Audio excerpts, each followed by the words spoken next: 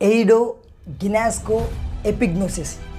ఈ మూడు సత్యాన్ని సర్వసత్యంగా మార్చడానికి మనకు ఉపయోగపడతాయి. వీటి గురించి నేర్చుకుందాం.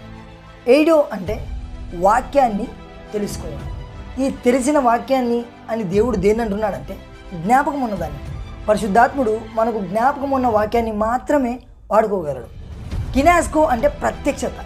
ప్రత్యక్షత అంటే తెలిసి జ్ఞాపకం ఉన్నటువంటి వాక్యాన్నే ప్రత్యక్షత కలిగి ఉండడం. మూడవది ఎపిగ్నోసిస్.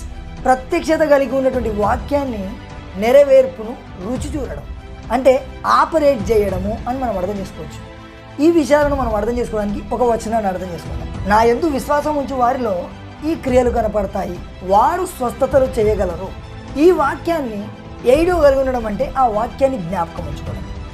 ఈ వాక్యం మన జ్ఞాపకం ఉన్నప్పుడు దేవుడు ఏం చేశాడు? పరిశుద్ధాత్ముడు నీకు స్వస్థతా శక్తి ఉంది అని జ్ఞాపకం